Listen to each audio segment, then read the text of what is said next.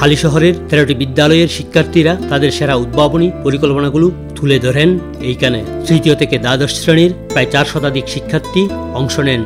200 প্রজেক্টের মডেল উপস্থাপন করেন শিশু কিশোররা। দৈনন্দিন জীবনকে আরও সহজ করতে তাদের সৃজনশীল চিন্তা ফুটে ওঠে এসব প্রজেক্টে।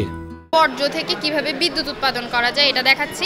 একই সাথে এখান থেকে যে বিষাক্ত গ্যাসটা বের হচ্ছে সেটাকে আমরা মনোথনাল অ্যামাইনের মাধ্যমে, এটা একটা রাসায়নিক যৌগ, এটা দক্ষিণ এশিয়ায় বর্তমানে ব্যবহৃত হচ্ছে না, কিন্তু ইউরোপের বিভিন্ন দেশগুলোতে এটা প্রচুর পরিমাণে ব্যবহৃত হচ্ছে। বাংলাদেশে যাতে এটা ব্যবহার করতে পারে সেজন্য আমরা মূলত এই মডেলটা বানাইছি। আমাদের প্রজেক্টটা হচ্ছে নেবুলাইজার, আর এটা হচ্ছে এখানের মধ্যে ফার্স্টে আছে একটা ফগ মেশিন আছে ছোট, যেটার মাধ্যমে ধোঁয়া ক্রিয়েট হবে। এখানের মধ্যে যে লিকুইডটা থাকবে সেটা দিয়ে, এখানে লিকুইডটা আমরা এমনি পানি দিয়েছি, কিন্তু আপনার যাদের লাগবে তাদের ডাক্তাররা যে মেডিসিন প্রেসক্রাইব করবে সেই প্রেসক্রাইব মেডিসিনটাই ইউজ করবে। আর ফ্যানটা হচ্ছে ইনটেকের জন্য, যেন বাতাস প্রেশার ক্রিয়েট করতে পারবে, যার কারণে এই পাইপটা দিয়ে এটা নাকে দিলে মেডিসিনটা তাদের লাংসে যাবে।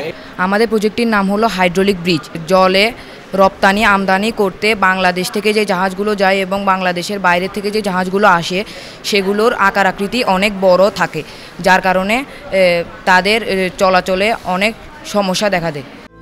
ছাত্র জনতার আন্দোলনে অর্জিত দ্বিতীয় স্বাধীনতা অর্জনের সুফল জনগণের কাছে পৌঁছানোর চেষ্টা এই নবীনদের। এটা হচ্ছে জুলাই লিজিয়ন, মূলত আমাদের যে ভাইরা প্রাণ দিয়েছে এবং যারা আমাদের জন্য নতুন বাংলাদেশ উপস্থাপন করেছে তাদের জন্য, যাতে করে আমরা নতুন বাংলাদেশটাকে কৃষিভিত্তিক আরও সুন্দর করে গড়ে তুলতে পারি। আমরা হচ্ছে 3 স্তরে গাছ রোপণ করব বা 2 স্তরে গাছ রোপণ করব। এই ক্ষেত্রে যে বিষয়টা রয়েছে, আমরা সংবেদনশীল গাছটিকে নিচে রোপণ করব এবং যে সকল গাছের প্রচুর পরিমাণে সূর্যের আলো প্রয়োজন সেগুলোকে উপরের দিকে দিব। এটি হলো একটি উইন্ডমিলের ছোট্ট মডেল। এটি বাতাস থেকে বিদ্যুৎ উৎপাদন করে। বায়ু যখন জোরে প্রবাহিত হয়, বায়ু প্রবাহের গতিশক্তি উইন্ডমিলের পাখাটিকে ঘোরায়, তার ফলে উৎপন্ন হয় ঘূর্ণন শক্তি। এই ঘূর্ণন শক্তির ফলে মোটরের ভেতরে থাকা তারের কুণ্ডলীও ঘুরতে শুরু করে, তখন সেখানে উৎপন্ন হয় বিদ্যুৎ শক্তি। তারপর তারের মাধ্যমে সেই বিদ্যুৎ শক্তি সংরক্ষণ করা হয় পাওয়ার গ্রিডে। পাওয়ার গ্রিড থেকে আশেপাশের বাসাবাড়িতে বিদ্যুৎ সংযোগ দেওয়া হয়। আমার প্রজেক্টের নাম হাইড্রোনিক পাওয়ার রোবোটিক আর্ম।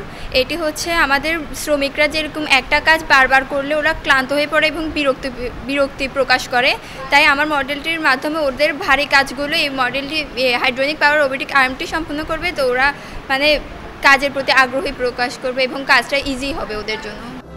শিক্ষার্থীদের এই বিজ্ঞান মেলা দেখে অভিভূত হন শিক্ষানুরাগীরা। আমি নিশ্চিত এরা যখন আস্তে আস্তে বড় হবে আরও বিকশিত হবে এবং এরাই একসময় আমাদের দেশের জন্য সম্পদে তৈরি হবে। আয়োজকরা জানাচ্ছেন, দেশ ও মানুষের জন্য কাজ করতে নিজেদের গবেষণা ও বিজ্ঞান চর্চায় আরও নিয়োজিত করবে শিক্ষার্থীরা। আমাদের বিজ্ঞান মেলা Halishahar cantonment public school and কলেজের পক্ষ থেকে প্রতি বছরই অনুষ্ঠিত হয়। এই বছরও আমরা 13টা প্রতিষ্ঠানকে দাওয়াত করেছি। বাংলাদেশের যে বিভিন্ন সমস্যাগুলো, বাংলাদেশের ট্রাফিক সিস্টেম, বাংলাদেশের বর্জ্য ব্যবস্থাপনা, বাংলাদেশের ইলেকট্রিসিটি ক্রাইসিস, বাংলাদেশের বিভিন্ন বিষয় নিয়ে এই সমস্যাগুলোকে তারা গভীরে গিয়ে এটাকে কিভাবে সমাধান করা যায়, একই সঙ্গে বৈদেশিক নির্ভরতা থেকে সরে গিয়ে নিজেরা কিভাবে আত্মনির্ভর হতে পারে সেভাবে তাদের একটা প্রচেষ্টা পরিলক্ষিত হয়েছে। ছাত্র আন্দোলনের ফলে জাতীয় জাগরণের যে জোয়ার বইছে তা শিক্ষা ও গবেষণায় ছড়িয়ে পড়ে শিক্ষার্থীদের দক্ষ জনগোষ্ঠী হিসেবে প্রস্তুত করবে এমন প্রত্যাশা সবার। সুরেশ কুমার দাস, বাংলাদেশ টেলিভিশন, চট্টগ্রাম।